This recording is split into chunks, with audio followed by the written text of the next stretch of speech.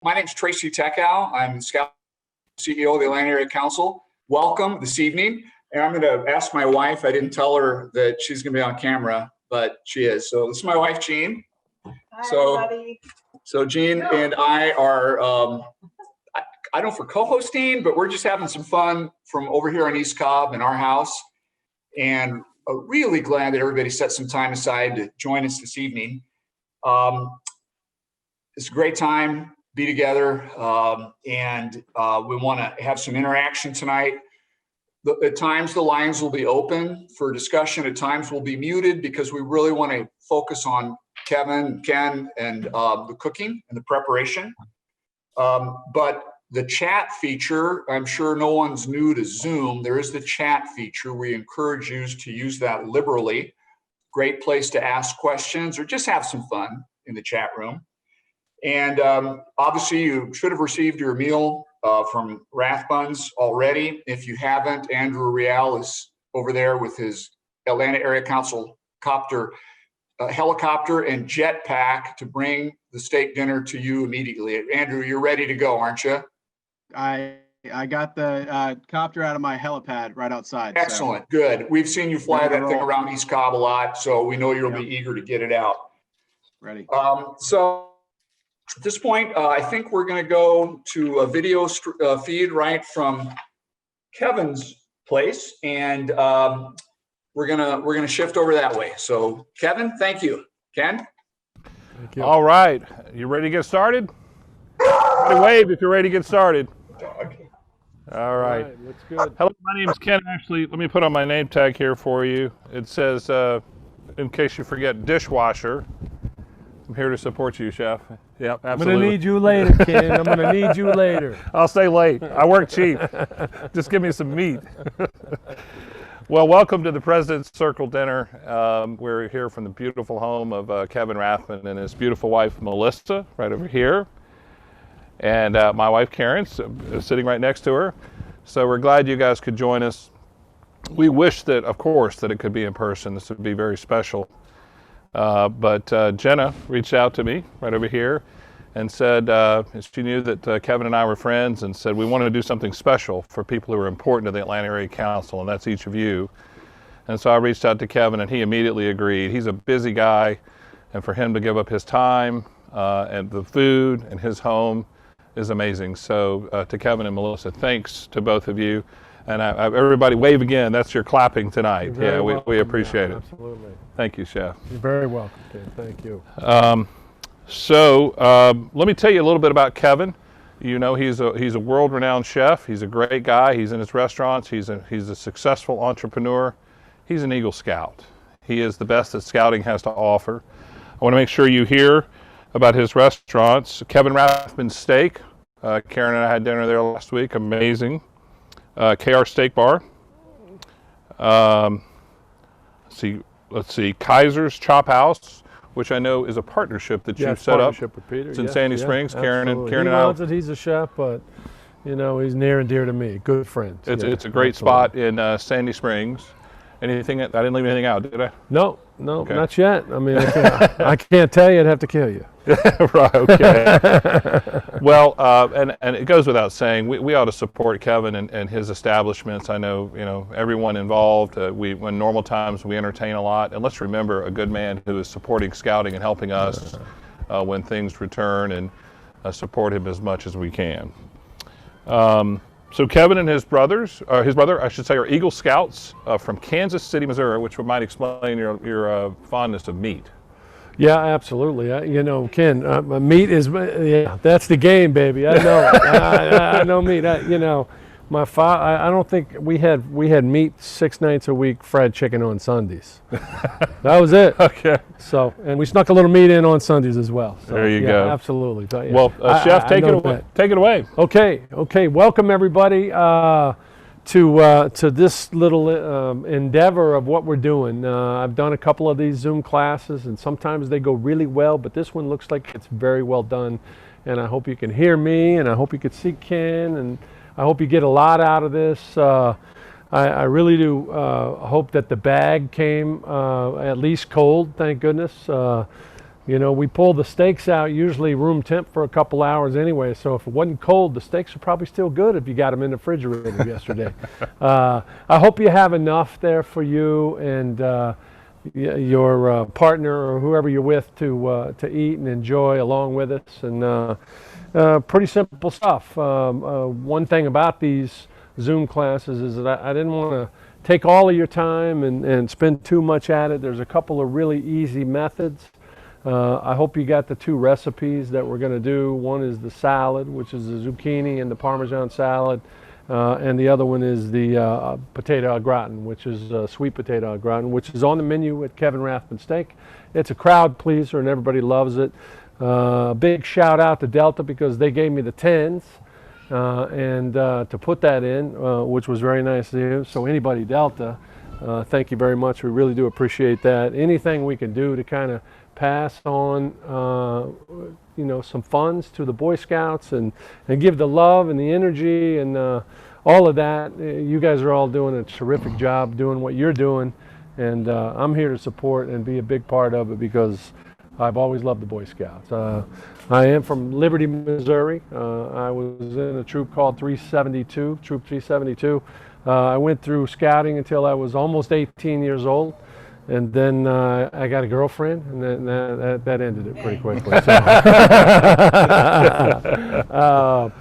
You know, but I love scouting. My father was not, you know, in great physical health, so you know, he sent us to camp every year. We couldn't do a lot of camping other than that, so that's what we did. We went camping, and we went camping at the Boy Scouts and loved the Boy Scouts and learned a lot.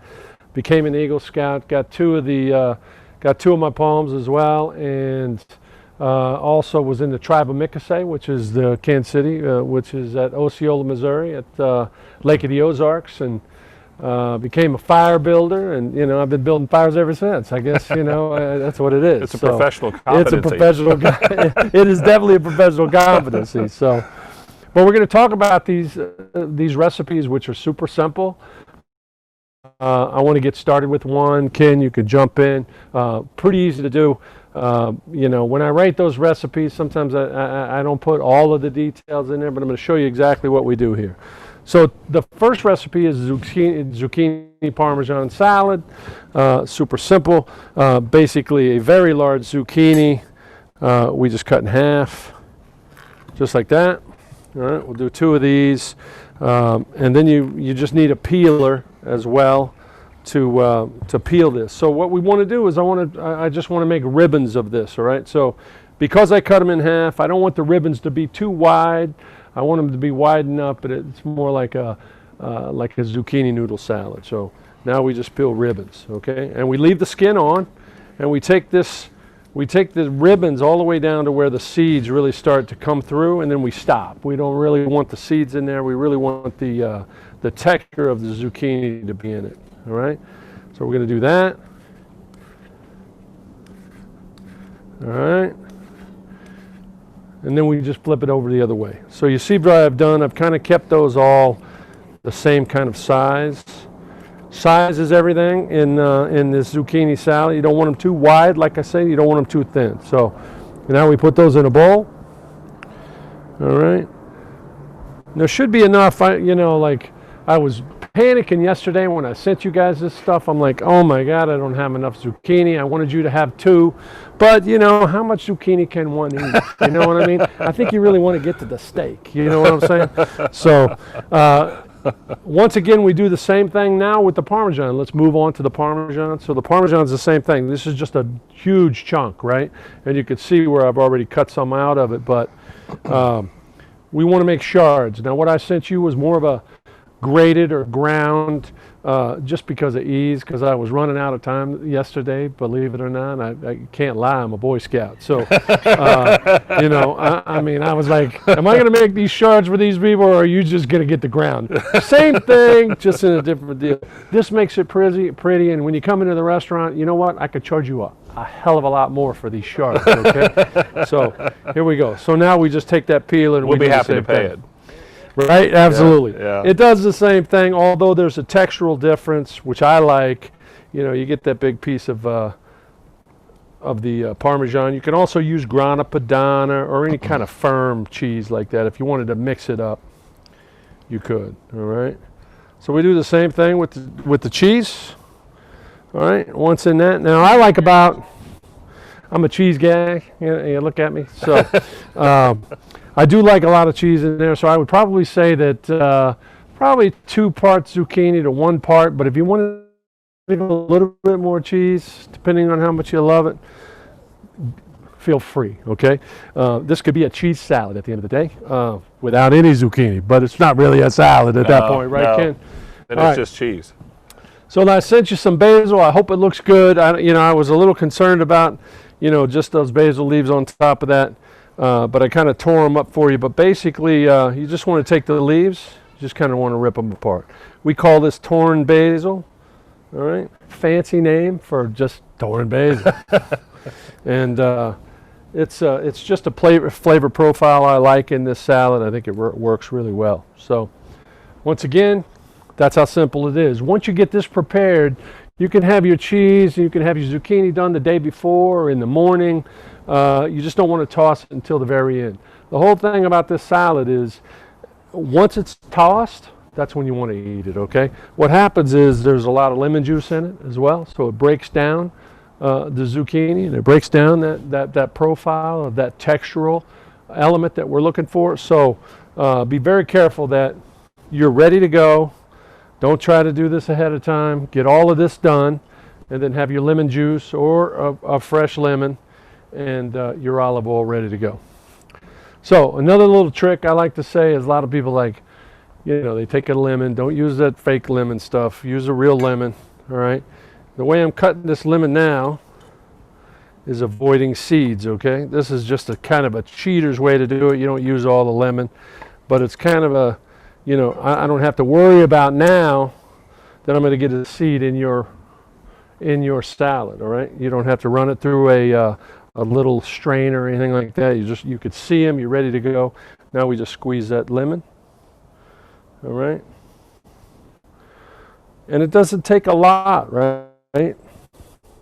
Just enough to where you get that acidity. That really works. And now we're going to add a little bit of extra virgin olive oil. And there's so many different kinds out there that are great. You don't need a lot of that. It doesn't take much, okay? And then we have salt and pepper.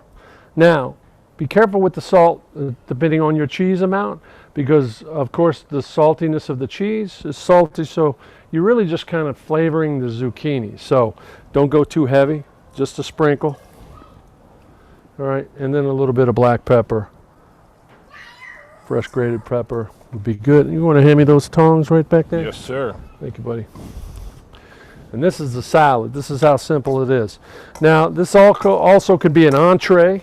Sometimes I do a lot of poached chicken. Like, I love like a whole poached chicken.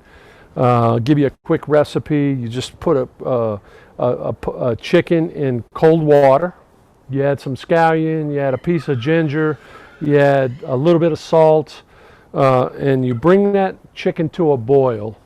Shut it down, cover it for about an hour and a half, and just let it sit in that water for about an hour and a half, and the chicken falls apart. It's like the most moist chicken ever, all right? It's one of my favorite things to cook. A lot of people want to keep boiling. It dries out the chicken. Once it comes to that boil, again, just a couple of aromatics that are in there, like I told you, the ginger, the scallions, a little bit of salt, and you can put anything in there. Any kind of turkey? It's not going to take an hour and a half, I can tell you that. So that's about a 3-pound chicken also. So it's a good recipe though. So now this is just a simple, really kind of crispy. It's got a lot of texture to it. It's a little late in the season for this one, but I really do like it, and it's easy enough for something like this everybody can enjoy. Looks beautiful. All right. All right. So what do you think, Ken? How's that look? Well done. Not so bad, right? No, sir. Okay. All right. All right. I'm gonna. You want to do me a favor and run over there and dump the water out of I'd be there? happy to. I do I want don't to put in the work. Yeah, well, I'm the dishwasher. I do want to make sure that we said hello earlier to Bill and Lacey Jordan, another Eagle Yes. Scout and board members. So welcome, guys. Glad that you're here. I just want to make sure. So I'll dump the water. I'll be right back, All right, Chef. listen, get to work. Get to work, Ken. Yes, Get sir. to work. You got a lot to I'm do. union, you know. Yeah. You're union. There's a lot to do, sir. There is a lot to do. A little bit more about scouting. I have so many fond memories of scouting. I used to go to camp in Osceola, Missouri. H. Robartle, and every year for probably, I don't know, at least 10 years, and really, really, really loved it. Osceola, Missouri is a beautiful place. The lake is awesome, and I just have really fond memories. A lot of friends that are still in contact with in Liberty and Kansas City, and I can't tell you enough about it. It warms my heart. I really do love, I really did love scouting, and I continue to love it. I wish I had children that I could put through it, but I don't have any kids, so I still love it. I meet people like Ken, and I meet Bill and people all the time now that tell me they're Eagle Scouts, and it warms my heart. Yeah. It's a great spot. Thank you, Chef. All right. All right, All right. I'm back, sir. Okay, you back? You got Yes, it? You sir. got it done? You made it dry? Melissa asked, what did he cook when he was an Eagle Scout? Well, that's a good question. When we went camping, because my mother was in the restaurant business. She was a maitre d' for like 50 years of her life. My father was a jazz musician and loved barbecue and loved to cook out. So we were an entertaining family. So we ate a lot of good food. Believe me, I got my hand slapped with a wooden spoon at the best French restaurant in Kansas City my mother ran. So we were at a very young age, we were kind of taught how to behave in a restaurant, and in a very nice restaurant as well. But we didn't cook SpaghettiOs, I guarantee you. We did a lot of, we did a lot of steaks. We did a lot of grilling, at campsites. So, Right. Sometimes we brought shrimp. Sometimes we had chicken. Sometimes, You bought shrimp on a Boy Scout camp out? Oh yeah, absolutely. We were. Wow. We were all over the I place. wish I was in yeah. your troop. Dutch oven stuff all the time. I mean, any kind of pies, some breads, all the Really? stuff. So yeah. Well, Yeah, let's you ask get a if you cooking can- merit badge. if You you can get patch I us mean, for I got that, my yeah. cooking merit badge. There you That's go. That's one I really did do. I think my wife gives me a hard time because I'm, changing a light bulb is difficult. So she said I didn't get the engineer badge. Yeah,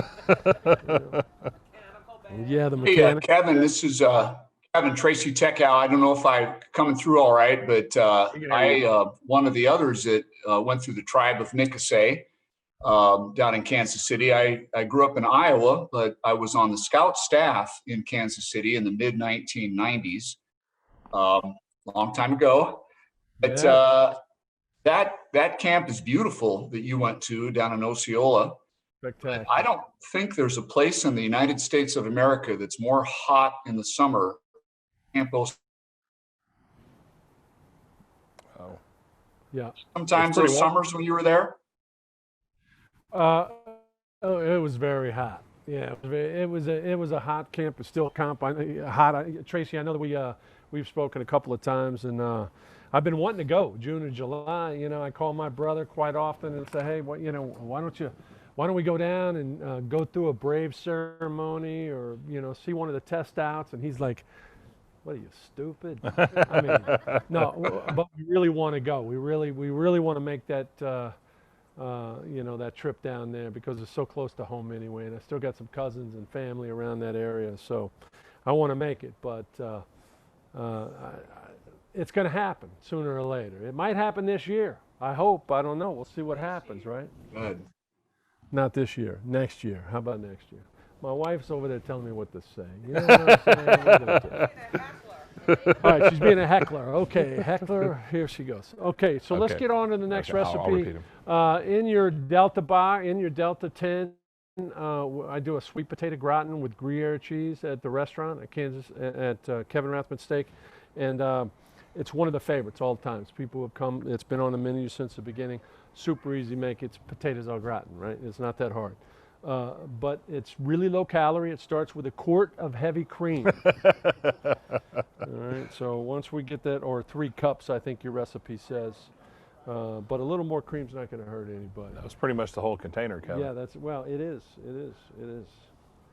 Just for the record, we had corn dogs on my camping trips. You had corn dogs? I'm yeah? feeling a little Okay. inadequate. We didn't have shrimp. Well, listen. I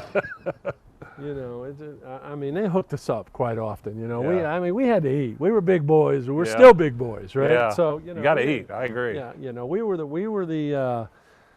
we were definitely the favorites, right? Most people hung out around our campsite for sure. I bet.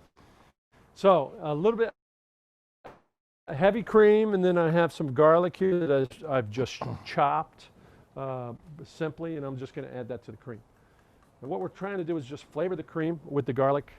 We're also going to add a little bit of salt, just a little bit, because again, we have cheese in this dish. The Gruyere cheese has some salt in it, so you don't want to over season that. A little black cracked pepper. We're going to bring that to a boil. We're going to slow it to a simmer, and we're just going to let the garlic just kind of seep into the cream and get the garlic cream flavor. All right. So what I've done over here is I've sliced the potatoes. Now I use a mandolin, which I didn't bring out. You want to bring one out? I'll show you a mandolin. You can buy a mandolin at your local grocery store probably, or anything off of Buford Highway. There's like some places that have these mandolins, and basically they're just slicers, right? So you want a thickness about, I don't know, 1/8 of an inch maybe. You want some texture. You don't want them too thick, but you don't want them too thin. Too thin, you want texture in the dish. So we sprayed this a little bit with a little bit of food release, Pam, anything like that, or just rub it with butter. That's okay too. And then we're just going to layer these potatoes in. All right. Thank you, Melissa. And we want to cover the whole bottom. There we go. See, I'm This is working for you, Chef. Yeah, here's a mandolin here. This is a slicer. It'll take it. No, I don't. It'll take your finger off for sure. So be very careful when you're using this. When you're using this piece of equipment, in the first you want to use that potato and you slice and slice. But when you get closer and closer to the blade, use the palm of your hand. It's a nice secret that a lot of people don't do. They put their fingers down through there, and that's when you knock that fingernail off, and it's not fun. So I always say use the palm of your hand. A lot of these things come with a guard that your potato can fit in, and you won't ever cut yourself. But the guard sometimes, as many times as I've used this, the guard's a real pain in the neck. So I eliminate the guard because I know what to do. But use the palm of your hand, all right? All right. We're going to season that layer with just a little bit of salt. Again, don't overdo it. And we're going to continue this method through. All right. Now, once this has come to a boil and steep for probably 10 minutes, all right, which is a little fast, but that's okay. We're pretty close. We're just going to cover the potatoes with some of the garlic and the cream. All right. Once we do that, all right, and then this is the Gruyere cheese, like a Swiss cheese. Really nice, one of my favorite cheeses. We put a little bit of that on the potatoes as well. All right, and then the next layer will be the russets, of course. And the russets, once you slice, you want to soak in water for a little bit. If you could do this immediately without soaking the potatoes, you see how firm they've kind of gotten a little bit just because they've taken some of the starch out of them. The whole idea behind this dish is to try to keep the starch in the potatoes. But I wanted to get this done early, so I was not boring you with a bunch of sliced potatoes that I was doing. But you put these in, you're going to make a layer once again. All right. Season that again a little bit. So it's all about that layer, layer, layer, layer. These are russets, and then we do the sweets. So a little bit more cream.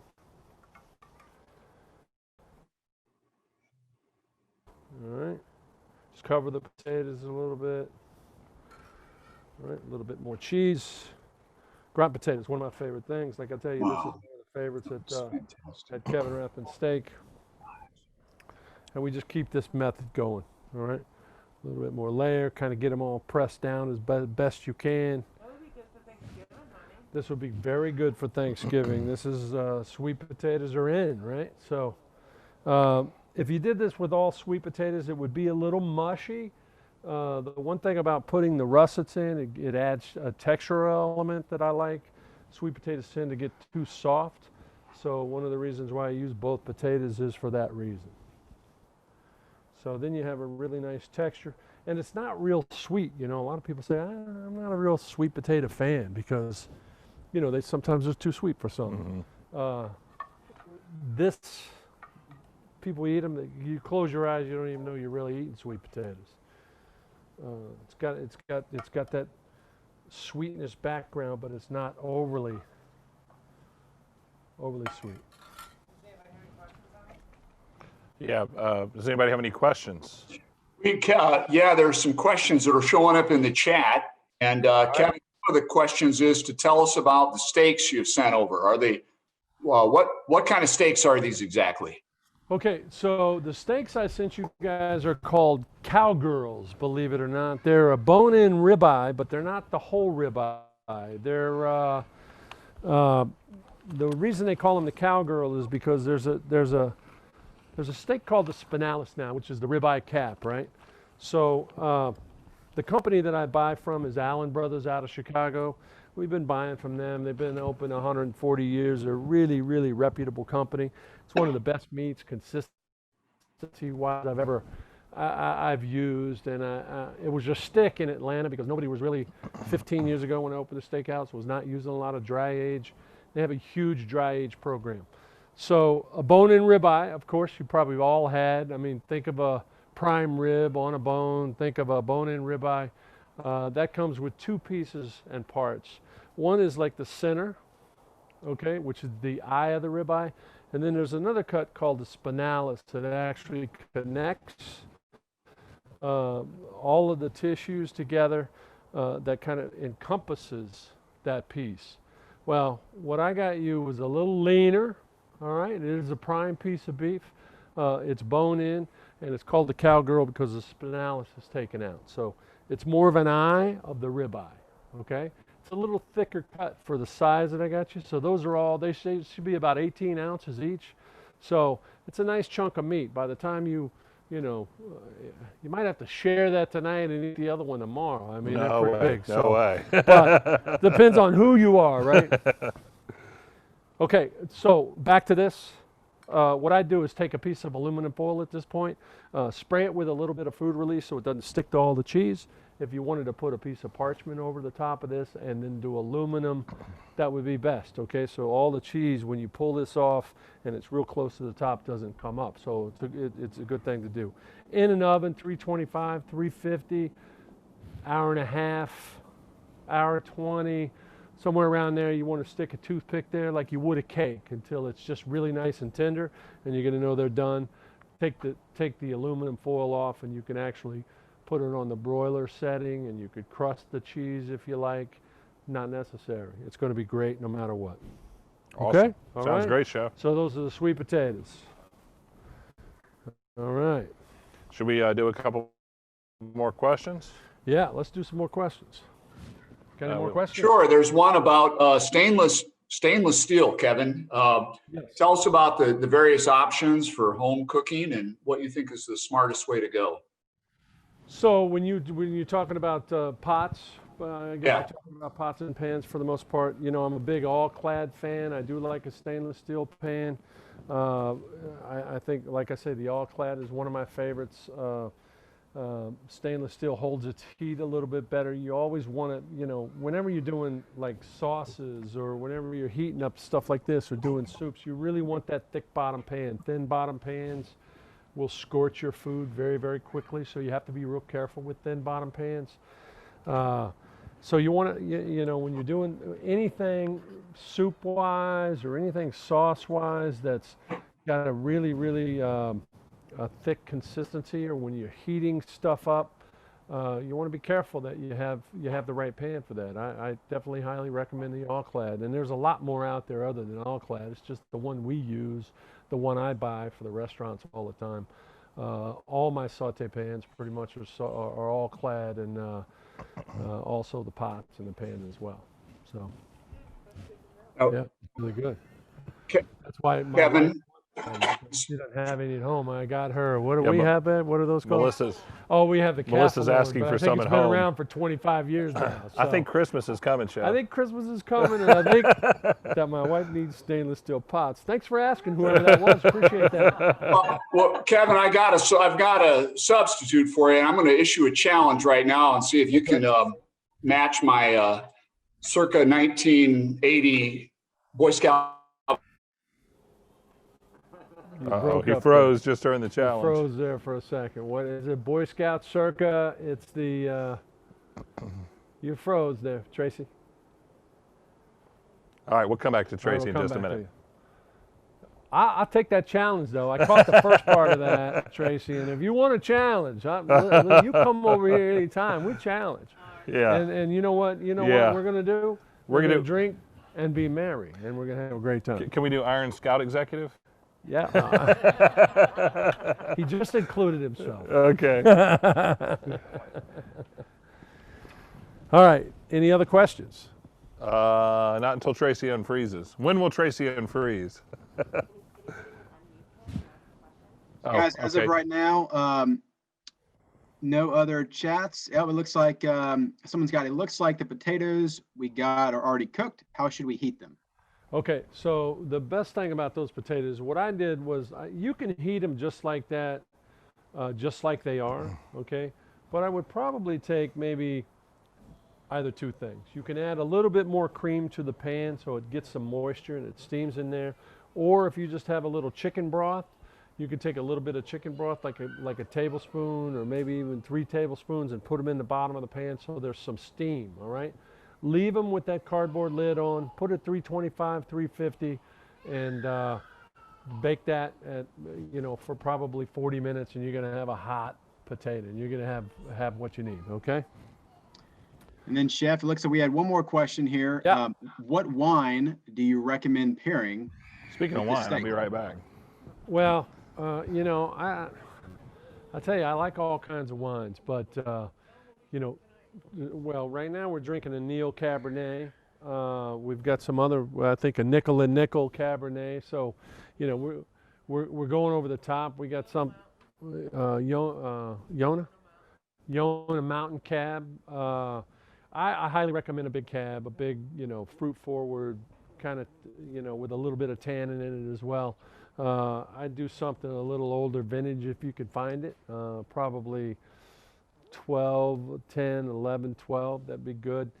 Something that's sat a little bit, that would be my recommendation. It also go good with Malbec. If you're a Spanish wine person, Malbecs are inexpensive. I think you could probably find some great Malbecs on the shelf that would really, really go well with like what we're getting ready to cook here now. Yeah, absolutely. Super. And then I just encourage anybody else here on the Zoom tonight, feel free to unmute yourself and ask questions as they arise. But when you're done asking the questions, go ahead and just mute yourself back so we don't get any feedback there. Yeah. Okay, so Yep. yeah, keep the questions coming. Shoe size is 16. You don't know how much I weigh. 17 on occasion, depending on the shoe.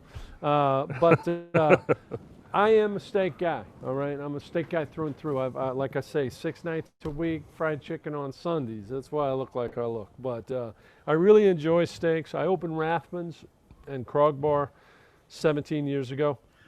Both of those who have actually closed, which were near and dear to me, but a lease issue here, there, didn't own the real estate. Long story short, those are gone, but Kevin Rathman Steak still on Krog Street, which was kind of a unique area many years ago, has changed. Now the Beltline runs 5 feet from us, so if you're ever walking down the Beltline, you could probably smell the meat cooking, and you could probably see the patio. And I invite you to come in, drink with us, and eat with us, and break bread for sure. So what I have here today, you have the cowboy, you have the cowgirl, actually, because you don't have the spinalis on it. I want to show you a little bit about what that is. So if you look at this piece of meat, this is the eye of the ribeye. And then this piece that starts here, that comes all the way around the outside, is what we call the spinalis. Now at the steakhouse, we serve that on the menu. At KR Steak Bar, it's on the menu every night. It's a special kind at the steakhouse, and we do it more on the weekends. But we have the spinalis on the menu at KR Steak Bar, and it's cooked over an open hearth. We cook it over hickory and oak wood. It looks more like a flank steak when it comes to you, but it puffs up. It's really got a lot of marbling and fat content, which makes it so delicious, which is the best part of this meat. Although anything on the bone really is a better cut of meat to eat. So if you're doing a bone-in ribeye, you're doing a bone-in strip, a porterhouse. At the house, we were very well known for our dry-aged porterhouse for two, which is about 30 ounces altogether. Once the bone comes out, it shares for about 13 ounces per person. It's a great piece of meat. It's dry-aged. Two different things. A little bit about dry-aged, a little bit about wet-aged. What you have is a wet-aged steak. Wet-aged, back in a long time ago, dry-aged meat was done because they didn't have cryovacuum, or they didn't have vacuum seal. They didn't know how to do that. So what they would do is they'd put whole bone-in short loins in a cooler with ultraviolet light and fans, and they would rotate that for anywhere between 20 and 28 days. So it would kind of get this kind of like, I hate to say, what? Funky. Yeah, Melissa All says right, funky. Melissa says funky. She's not a big fan. I am. But I call it dry rotting almost. Basically what happens is that skin builds around the whole thing, and it starts to shrink, and it takes on this a much more iron style flavor. That's what dry age is all about. You lose about 20% of the moisture content when you're dry aging, so therefore it costs more money. So as a steakhouse, when I get a 28-ounce piece or a porterhouse that's 28 ounces is dry age, it's going to be smaller. It's going to be a Angel's smaller envy. eye. That's the angel's envy. Yeah. Exactly. Yeah. That's exactly what that is. Yeah. And then wet age is now cryovac. It's put in a vacuum sealed bag, and it's usually aged between 21 and 28 days is probably the optimum time, but it loses hardly any of its moisture. So it stays kind of the same thing. So if you're at a store like Whole Foods, or if you're at a butcher shop and you're looking at the price tag over here and the price tag over here, and you go, well, that's a dry age piece, and you're looking at that piece. This piece looks kind of, it's not as red and beautiful and fantastic. This one over here is super bright red. It's because it's been cryovac, it's been aged, it hadn't lost a lot of moisture, where this one over here is the cat's ass. I mean, because it's really good. It's really good. In my opinion, That's a technical it's term. it's an old world flavor. You've been in steakhouses, probably your whole life you've been to Peter Luger's, or you've been places all over the country that probably had some dry aged meat. The minute you walk into that restaurant, you smell it. It's just this perfume of beautiful beef suet. You know it. This, the wet age, doesn't. It takes it on, but it's not the same. All right. How we doing on time? We doing all right, Ken? Yeah, we're doing good. perfect? Jenna says Okay. we're good, so we're good. All right, we're going to talk about the steaks now. All right. Those steaks look good. I hope you guys give me a little clap out there. You think Yeah. the steaks look good? Good wave. Are you anybody eating those? Raise your hand. Anybody eating those right now, I hope? Nice. Okay. All right, so tonight I'm cooking on a gas grill. This is what I have at the house, and I'll tell you why. When I was building my house about 10 to 11 years ago, I told my wife I wanted to build this beautiful cast iron pit out here, and I wanted to do like wood fire all the time, and she was like, "That's a dumbass move." She goes, "That's not a resale value," and I said, "Okay, that's all right." So what I did was I just got the green egg right behind us, the extra large, and I have both options. And you know what? She was right, because it's her and I that I cook for, and to start the green egg up for a couple of steaks is kind of not necessary. So right again, baby, right again. All right, Melissa. All right. Okay, so super hot. So I have this thing up on high heat. This is prime meat.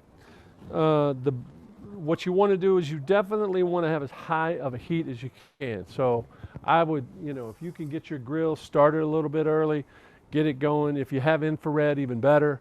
Get this thing up to 600 degrees, 650, 700. Same thing with the green egg. You got to be careful with it, but you want it super hot, right? So, all right. Couple of little things. I didn't give you a recipe for that because everybody cooks steaks, right? You have your own kind of idea what you want to do. Salt and pepper is great, right? A lot of fat in this meat. High heat. Stay away from the olive oil. Stay away from any extra oil, right? Oil flares, gives you some carbon. You ever see that kind of black carbon on a steak? If you get it going too hot, you get it going too fast, and you oil it and it flares up. Because the oil is too quick, too fast. What you're trying to do is, because it's still room temperature or cold on the inside, is get a nice char on the outside before the fat really starts going into the fire, right? Stays away from that carbon, okay? So I have some salt and pepper here, but I also have a steak salt, which I didn't give you a recipe for, but I'll tell you a little bit about it. It's something that makes our steak's different than everybody else, right? So when I grew up, my father made a rub. He did it for prime rib. He did it for briskets. He did it for steaks. And to this day, I still manipulate it a little bit, okay? But it's still the same. So what this is kosher salt and black pepper, fresh sage, fresh parsley, and fresh thyme, and then a lot of black pepper, all right? And a lot of garlic. And what I do is I take raw garlic cloves, fresh herbs, kosher salt, and the black pepper, and I put it in a food processor, all right? And I make this a wet salt mixture, okay? Yeah. So it's kind of wet, it's kind of tacky. You grab it, it almost holds together, right? So then I put it on a sheet tray, on a piece of parchment paper, put that in the oven on about 150 degrees and leave that in there for about 3 hours. Oh, wow. So what it does is it dries out all of the garlic, dries out all of the herbs. You're kind of making your own dried herb rub, all right? You could do it with anything. If you're a basil fan, if you're a rosemary fan, but I use sage, parsley, and thyme, all right? And a lot of garlic. So it's a moisture piece, right? And I keep it in the refrigerator as well once it's dried out, okay? Because it has some fresh ingredients in it. Herbs aren't going to hurt you. Garlic, after a certain period of time, you don't want to make this and keep it for more than 2 months, let's just say. Okay. Okay. Right? Maybe 2 days in my house, but yeah. Well, you're probably going to eat it. Right? That's right. All right. So the other thing about steaks is, these steaks are probably 1.5, 2-inch steaks. When you buy these steaks, I know they're big. Okay. They're big. That's okay though. Okay? Yabba dabba do. But you don't. The one thing about steaks is you want to season them well. All right. You don't want to. You got to remember that the size, the thickness. If you just lightly sprinkle these, they're going to be a little light. And they call me Mr. Sodium actually, because I do like my salt. And I will tell you that. If you come to eat and your ankles aren't swollen when you leave, that's a real problem. I'm a chef. I have restaurants. I'm not in a hospital, okay? I'm not in a hospital. So again, you see, I'm getting that pretty good. And then we rub these steaks up.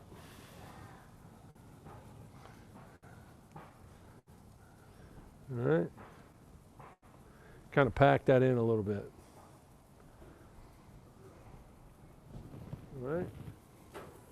You can see them flaring already. If you had put oil on those, if there was any olive oil on there, there'd be a lot of flame right now. And you're trying to stay away from that flame prior to these getting some char, okay? So you don't get that carbon flavor, because once it starts flaming like that, it adds quite a bit of carbon flavor to it. Now back in the Boy Scout days, you know how it is at a campfire. You know what I mean? Cook meat, cook chicken, cook shrimp, cook SpaghettiOs. Not. But some people got to do what they got to do, right? So, all right. So now once they're on, the whole thing about about steak cooking is really paying attention to your char elevation, right? So some people love a lot of char, all right? Char is like, to me, especially on a prime piece of meat, it's the way to eat the meat. You need, it's almost like, some people would say that it tastes a little, it's got a little burn flavor to it. Bad word. It's a char flavor that really makes this kind of meat really, really well, and it basically takes that fat and it drips through the meat, and it seals it in. So as we cook it the rest of the way, all of that fat kind of stays in it. That's why we're trying to cook it at high heat, right? That's what we're looking for. Now, there's all kind of different ways to cook steaks. A lot of people talk about reverse sear, and Ken was talking to me earlier about that. You can do that as well, and it's usually done in a really low cast iron pan. You could start it out, cook your steak real slow, and then you basically, or sous vide it. A lot of people talk about sous videing now. You could sous vide meat and then take it out and just sear it. That's another way to do it. But some people, I've seen a lot of people start with a really low pan, season it really well, start it up really low, and then let it char on that one side and do the same thing on the other. So lots of different ways to cook it. You could do this on the big green egg as well. Question is, So- how many minutes is the steak? So this thing's running at about, what's it say there, Ken? You get your It glasses says on? 525 degrees. So that's 525. We just closed the lid. I'd probably give that probably 4. I'm a medium rare guy, so actually I like New York strips medium rare. I like ribeyes more on the medium side. Not medium, but close to it, right? Nobody says there's a medium rare plus, but there is.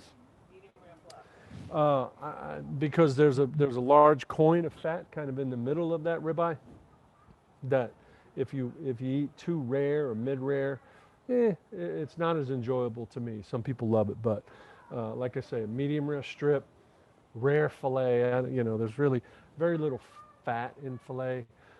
Even with a prime piece, you get some fat, but I'm a rare fillet, medium rare New York strip, and a medium Trying to figure out how to or project medium it. rare plus ribeye guy. But if you want it well done, I don't recommend it. Just say no. Yeah, just say no. So we're getting some, we're getting some good fire going on these now. So the whole thing about color, right? You want to look at your color, you want to look at your char before you turn them, right? So that could be 3 minutes, 5 minutes, 7 minutes, depending on who you are and what you want. I like some char. I like that flavor profile on the char. So I'm trying to get those babies to give me some color. Like, can you see that?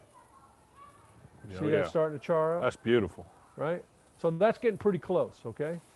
A lot of people don't want to take it that far, but I like it that. I like that. It works for me. A lot of people want to cook it a little slower, and if you do that, that's fine too.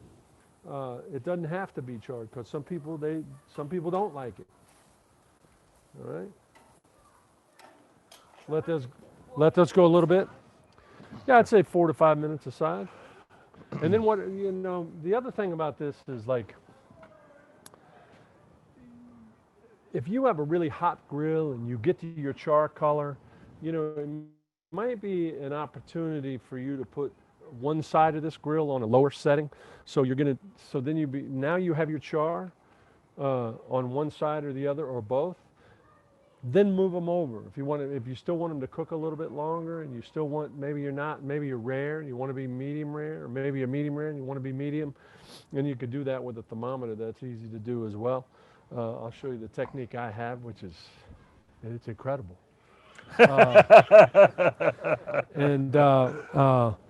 Basically, there's a lot of ways you can look at it, but indirect and direct, kind of like a smoking technique, right? Yeah. Like we all know kind of what that is. Hot heat over here. You could put the other side of your grill on low. You get to that char, turn it over, char. You think they need to cook a little bit more, and you don't want them to char anymore. Move them over to the really low side, close the lid, let them, what we do, convection bake, or just bake in the grill. Use it more as an oven at that point. So indirect and direct as well. So, all right, now we're getting somewhere. So we look Chef, at- got one question here for you. Yeah. So you mentioned not to put olive oil on the grill. What do you recommend, if anything, to prevent sticking? Well, on these steaks, there's so much fat in this prime meat, you know, in the steaks that you have, that it's not going to, these aren't going to stick if it's a high heat. Now, if you have a low heat, if you start at a low heat, you might have a little, it might stick a little bit for you. Yeah, the other thing is to just take like peanut oil or canola oil or some, not olive, you know, extra virgin olive oil. You don't want to waste it on a grill, but you can also just rub it on a rag and just rub your grill. But you don't want a lot of excess dripping down in the fire where that keeps coming up. You can see there's not a lot of flame, and there's a lot of fat in this meat. Okay, can you guys see that char now? Look at this char. There's some pretty good char on that meat, right? It's got, you know, it's where I want it. It's the way I like to eat it. Now I'm going to char the other side a little bit. Now I'll check the temperature, Interesting. and then we're going to move them over a little bit. We're going to let those go a little bit longer. So, again, medium rare, medium. I'll probably move the strips over a little bit early. And then take them off. And then we also want to let these rest, okay? Like the whole thing about this meat, if you take it off, let's just say if you're a medium rare person, you want to take this meat off at about 120 degrees and let it sit for 5 minutes before you cut into it, all right? So what happens is it's chilling down. The juices from that meat are kind of just moving around the cavity of the meat, and they're kind of settling in where they're supposed to be. But if you slice this immediately off the grill, it's just going to run out on the plate, and that's where all your juices. You've probably done it a million times or a couple of times until you learn how to do it, and that's what you want to stay away from. So resting the meat is good.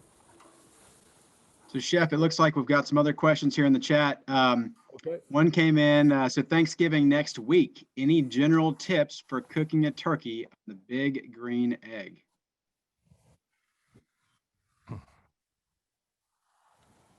Cooking a turkey. Any tips for cooking? Yeah. So yeah, cooking a turkey on the big Yeah. green egg. Order pizza. Go to biggreenegg.com and look for Kevin Rathman's holiday turkey. Nice. There you go. Nice. I recommend Big Green Egg. I'm a Big Green Egg fan. Been working with those guys for a long time. A lot of people tell me it's one of the best recipes. They do it every year. So Give that that's what website they're one telling more- me. I don't know if they want something for free. They might want something for free. Give that website one more time. It's Big Green Egg. Okay. Yeah, And just look go for to your. Big Green Egg. Just Google Kevin Rathman Big Green Egg Holiday Turkey. There you go. Got it. Got it. And it'll come up somewhere in there and you'll be able to find it. That's a good recipe, great recipe. I'm a big fan of brining turkeys. Yep. Brining turkeys with, just salt water is fine. A lot of people have all the aromatics and all the stuff in it, but I'm a brown sugar and salt guy. So to make a brine, to soak a turkey, or a chicken or anything, a lot of people don't know how much salt do I put in a brine. Well, brine should taste like seawater. So if you've ever been to the ocean and you've tasted some seawater, that's what a brine's supposed to taste like. The other way to check how much salt goes in there, you add your water, you add your salt, you mix that up. If you put a whole egg in there in the shell and it floats, you got plenty. How about that? If the egg sits on the bottom and it doesn't float up, you don't have enough salt in there. All right, so it's another simple way. It's another test. Tips and tricks. Yeah. So Chef, looks like we got another question here for you. Okay. If you do steaks on the egg, do you use wood, and what type?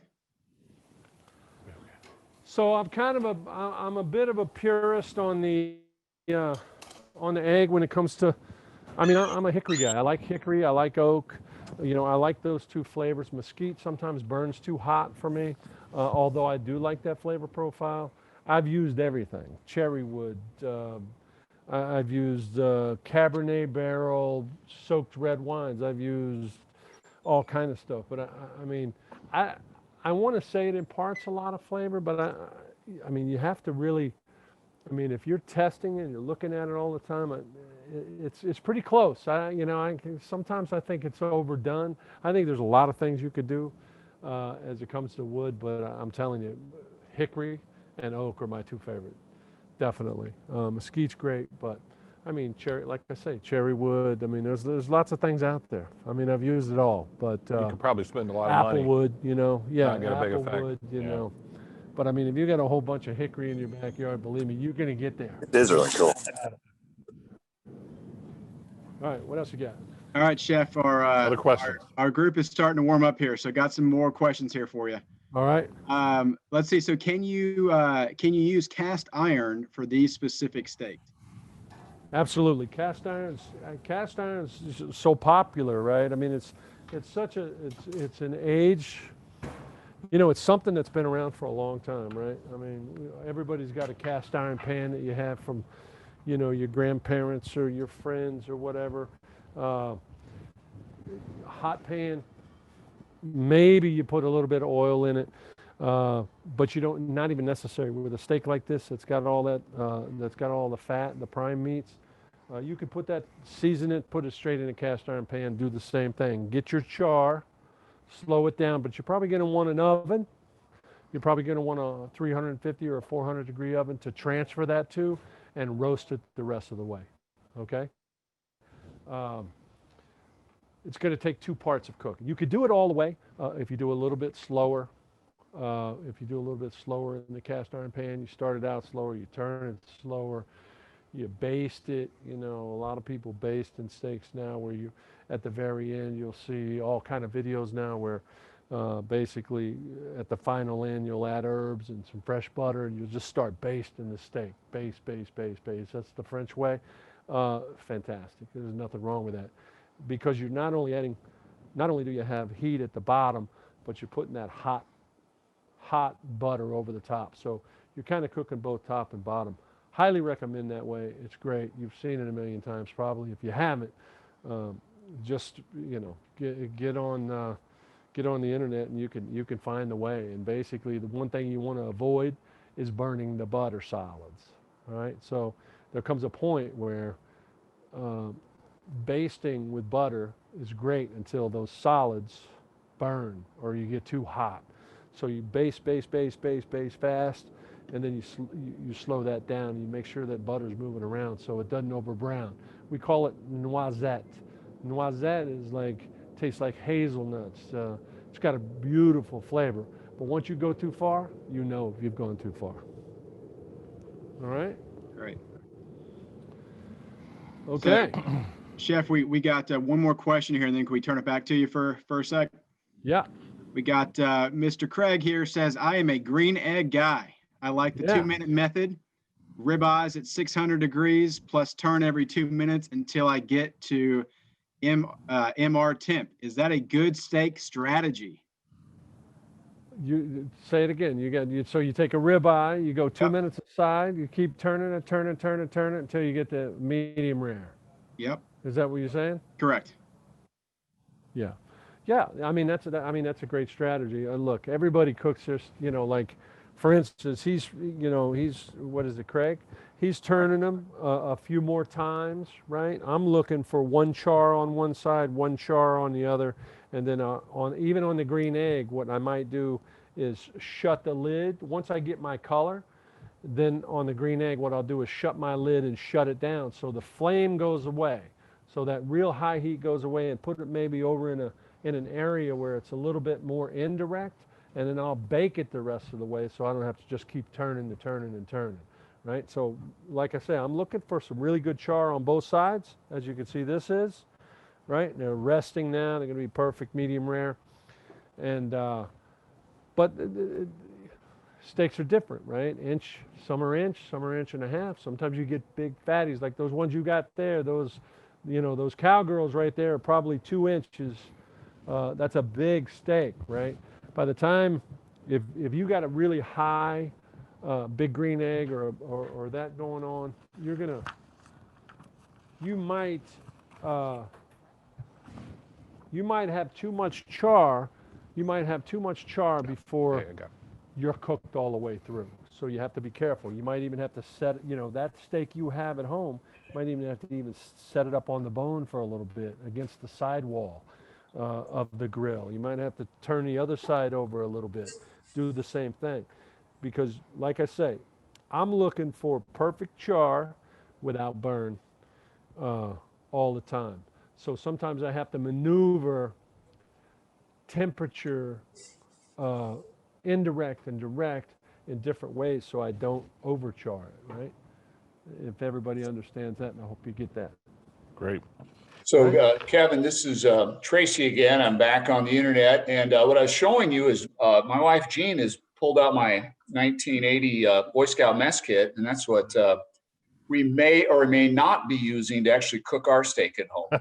It looks let me tell you good, something. doesn't it? I think I had one of those a long time ago, Tracy. I don't think I have that anymore, though, my man. But if you find another one, I'll take it. It wasn't all Send clad. it my way. It works. It works, doesn't it? It's coming. It's coming. And so with this, I think we're going to ask Jenny Chapin. It's been a big day yesterday. As I introduce Jenny, I want to tell you, Jenny served as our council commissioner for several years. And now she has the coveted title of past council commissioner. Wonderful volunteer. And Jenny has another guest with us tonight is Lewis Todd, who's our current council commissioner. But Jenny, I think you've got a little piece of the program or something to add. So please go ahead. Baking soda. You have any baking soda? Hey, Jenny, you're unmuted. Yep, you should be able to unmute yourself.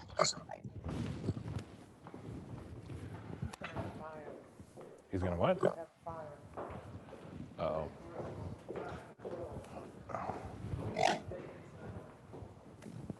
Still can't hear you. It looks like you're unmuted though. Can you hear me? Oh, we're listening for them. Hey, hold on.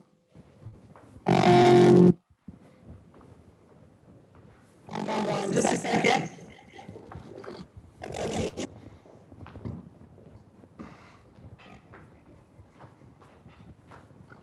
No. Andrew, can you hear me now? There you go. Loud and clear. I had to step away. Our laptop is not working right, so I'm on my phone. Sure.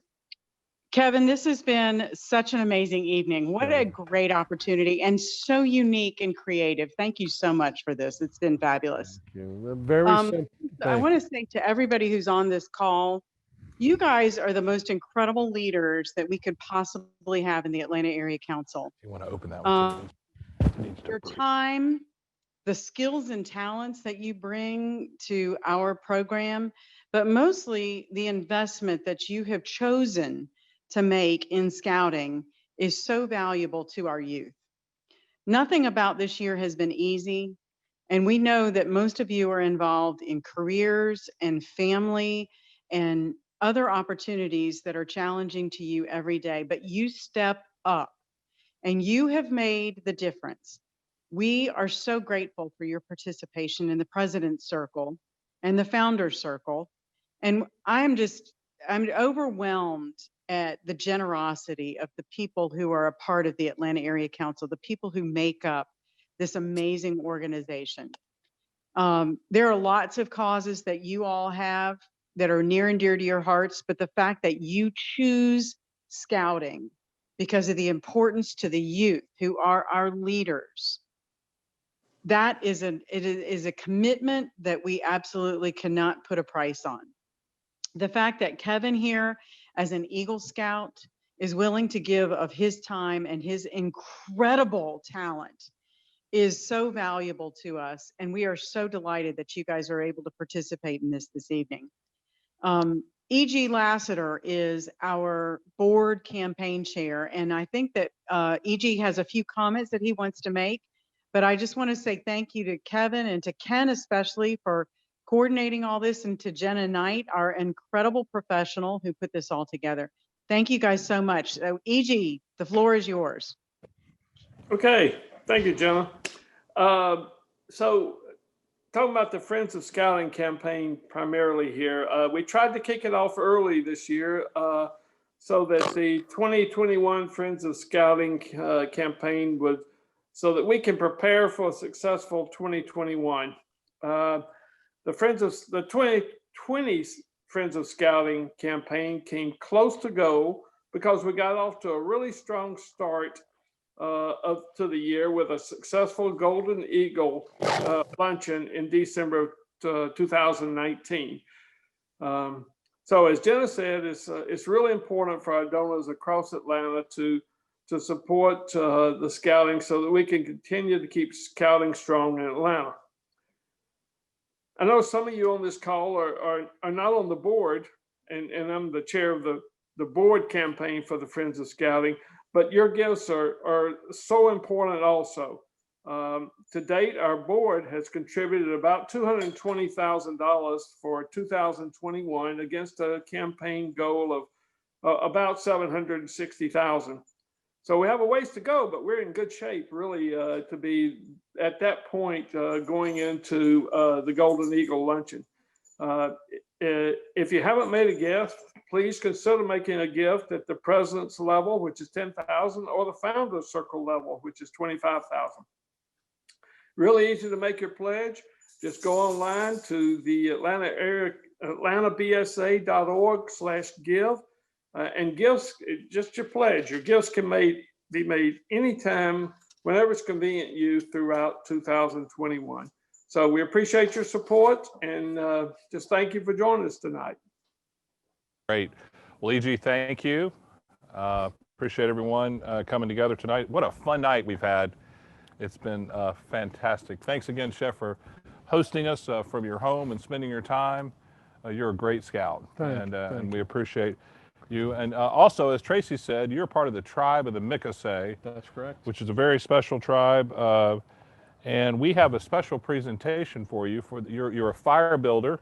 Yes. And so we have a set of Tribe of the Mikasay claws Nice. for you. Nice. wear. Very nice. Yes, sir. All right. All So, right. I love it. I yeah. love it. I love it. So I know Tracy reached out to the Scout Executive for that council. He's very thoughtful.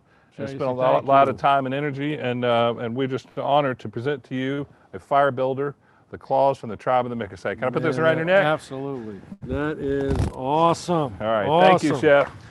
My brother is going to be so jealous. I can tell you that right now. But all I can say is thank you all for chiming in, watching this. I hope I didn't bore you to tears. I hope you got something and take away a few ideas, or maybe not. But I hope you enjoyed everything, and thank you so much. And again, scouting it's a pleasure. I am a proud scout. I hope you got my note. I'm happy to be with you in every endeavor and for the rest of what scouting is. It's a beautiful thing. Well, friends, thank you so much for all you do for scouting. That's what it's all about, is your support tonight, and thanking each one of you for your involvement. We look forward to seeing you December the 11th as we celebrate scouting with that special lunch. And until then, enjoy your evening, enjoy the steak, and come to Kevin Rathman's restaurants. Absolutely. Thank you, everybody. So much. Thank you. Great job. All right.